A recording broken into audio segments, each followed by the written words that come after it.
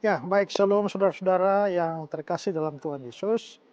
Beberapa waktu yang lalu saya sudah menginformasikan kepada saudara-saudara juga lewat tayangan video dari Desa Bioba di Kabupaten Kupang bahwa saya, Pendeta Esra Soro bersama dengan Yayasan Karya Bakti Esra Soro dan juga GKN Revival Kupang itu mempunyai sebuah beban pelayanan dan proyek pelayanan di Desa Bioba, wilayah Amfoang, Kabupaten Kupang, di mana di sana kami membangun sebuah sekolah yang berasrama dan juga membangun satu gedung gereja untuk tempat beribadah dari jemaat di sana.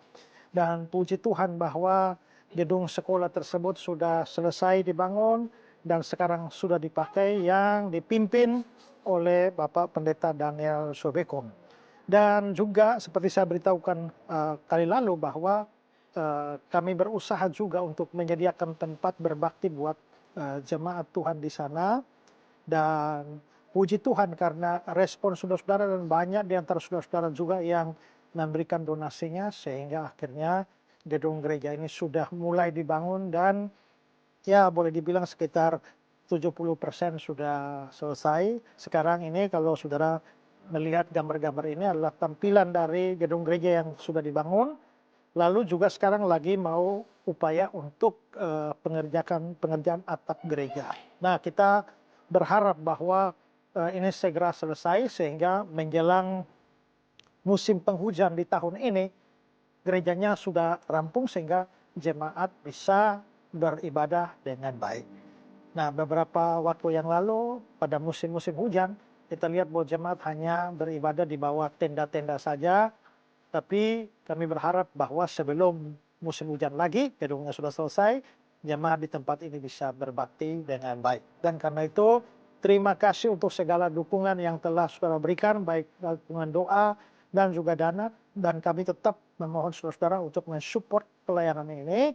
Masih ada pengerjaan atap. Nah, saudara, kalau mau ambil bagian di sini, saudara bisa silakan kirimkan donasi saudara atau persembahan saudara di nomor rekening dari Yayasan Karya Bakti Esra Soro yang ada di bawah ini, yang akan dipergunakan untuk penyelesaian finishing daripada gedung gereja ini. Sehingga puji Tuhan, masyarakat dan juga jemaat di Desa Bioba bisa mengikuti atau mendapatkan pendidikan dengan baik. Bukan hanya Desa Bioba, tapi juga berbagai desa yang lain itu akan dikerahkan untuk bisa berada dalam sekolah asrama di Desa Bioba. Jemaat Tuhan juga bisa berbakti di sana. Nah, itu saja ucapan terima kasih dan tetap berharap dukungan baik saudara semua, bukan untuk kepentingan 1-2 orang, tapi kepentingan umat Tuhan di Desa Bioba. Tuhan Yesus memberkati. Mengapa penerapan dalam perjanjian lama dalam kehidupan itu berbeda? Contohnya, perpuluhan dalam perjanjian lama. Tapi kalau orang mencuri dan tangannya dipotong, tidak diterapkan dalam kehidupan sekarang. Silahkan Pak Esra. Taurat itu ada 3 macam hukum. Pertama namanya moral law, hukum moral. Kedua namanya ceremonial law, hukum seremonial, hukum upacara. Ketiga ada civil law, itu hukum sipil. Hukum moral itu misalnya, jangan mencuri, jangan berdusta, jangan berzina. 10 hukum itu hukum moral. Hukum seremonial itu kalau kamu berdosa, potong kambing, potong domba, korban kambing, korban, itu namanya hukum sipil, hukum seremonial. Hukum sipil itu kalau orang ketangkap berzina, maka lempar batu sampai mati. Anak yang kualat, lempar batu sampai mati. Tidak menghormati hari Sabat, lempar batu sampai mati. Nah, ada 3 hukum. Nah, pertanyaannya sekarang, hukum seremonial itu sudah harus berhenti. Ya. Itu harus berhenti. Kenapa? Karena itu bayangan. Itu yang seperti saya bilang tadi. Hukum seremonial itu kalau berdosa potong kambing domba. Tapi itu bukan hakikat itu. Ibrani 10 ayat 1. Ya. Lalu Efesus 2 ayat 15. Itu bilang bahwa dengan matinya Kristus di atas kayu salib, dia telah membatalkan hukum Taurat dengan segala ketentuannya. Hukum Taurat mana yang dibatalkan? Hukum Taurat yang seremonial. Sunat itu termasuk seremonial. Makanya seremonial berhenti. Makanya orang Kristen tidak sunat lagi untuk keselamatan. Kalau sunat untuk kesehatan silakan. Hukum halal haram termasuk di dalam hukum seremonial. Makanya kenapa kok dulu di dalam perjanjian lama babi anjing haram, tapi kok sekarang kita makan? Karena hukum seremonial sudah berakhir. Pertanyaannya hukum sipil bagaimana? Hukum sipil itu semacam undang-undang Israel waktu itu. Kalau ketangkap berzina, lempar batu sampai mati. Sekarang saudara, pada waktu perempuan kedapatan berzina, Yohanes pasal 8, orang Yahudi datang, perempuan ini kedapatan berzina, menurut hukum Musa, lempar batu sampai mati. Menurut pendapatmu? Itu jebakan pada Yesus. Kenapa? Karena masalahnya, menurut hukum Yahudi harus lempar sampai mati. Tapi mereka hidup pada waktu itu Israel sedang dijajah oleh Romawi. Dan pemerintah Romawi mengeluarkan aturan bahwa hanya pemerintah Romawi yang berhak menetapkan hukuman mati. Itulah sebabnya orang Yahudi tidak mau bunuh Yesus. Mereka perlu keputusan Roma, dalam hal ini Pontius Pilatus.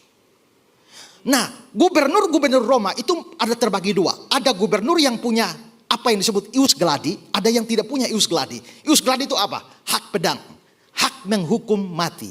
Nah, karena itu saudara, Pontius Pilatus itu punya ius gladi, hak menghukum.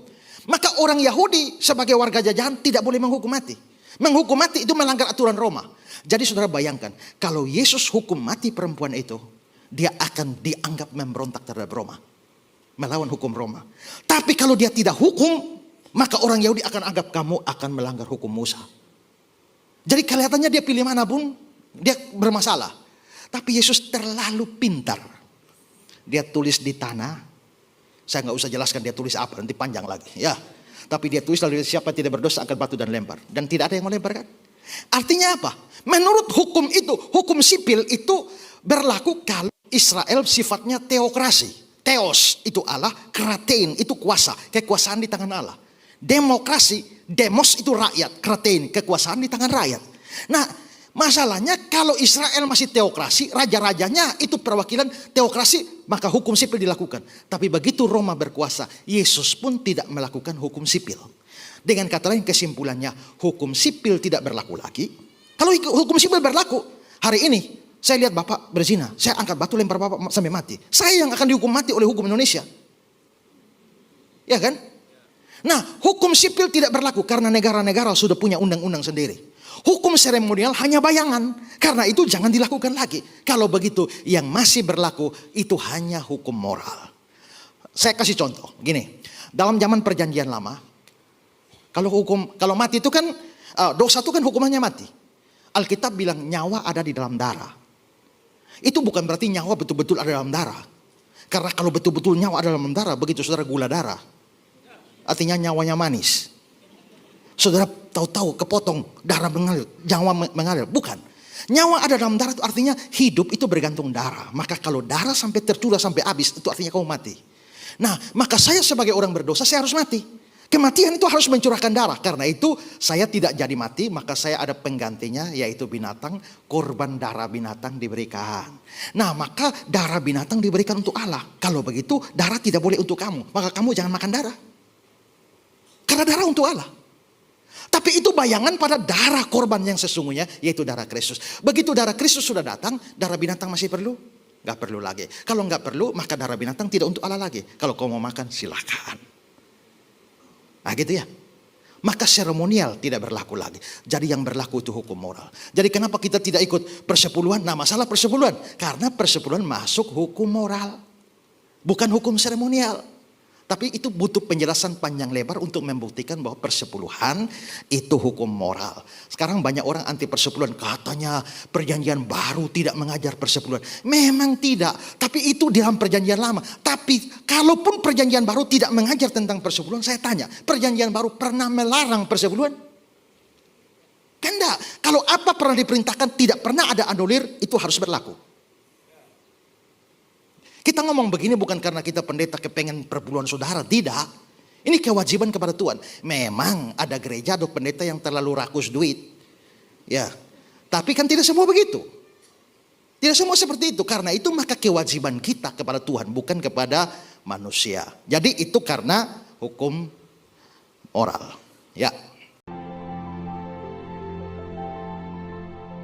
Di dunia ini yang bisa memberikan pengampunan dosa itu hanyalah Tuhan Yesus. Ya, shalom saudara-saudara.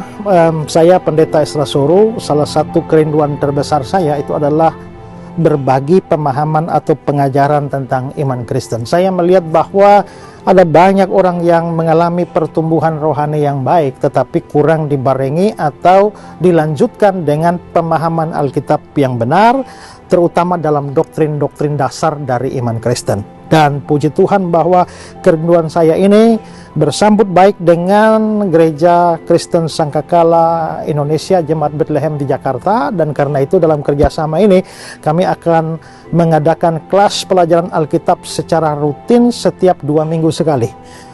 Yang pertama itu sudah dimulai pada tanggal hari Sabtu tanggal 4 Oktober kemarin, dan akan dimulai lagi pada hari Sabtu minggu yang 2 minggu dari tanggal 4, dan seterusnya 2 minggu terus ke depan.